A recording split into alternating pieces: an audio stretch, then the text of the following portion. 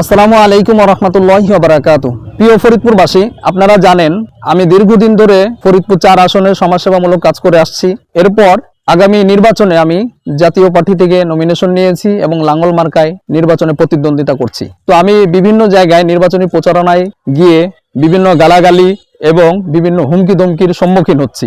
এই জন্য আজকে আমরা কাফনে কাপড় পরে নির্বাচনী প্রচারণা চালাবো। সাথে সাথে আমি নির্বাচন কমিশনকে উদাত্ত আহ্বান জানাবো, স্যান্ডেলিনা সো রূপচর্চায় আভিজাত্য।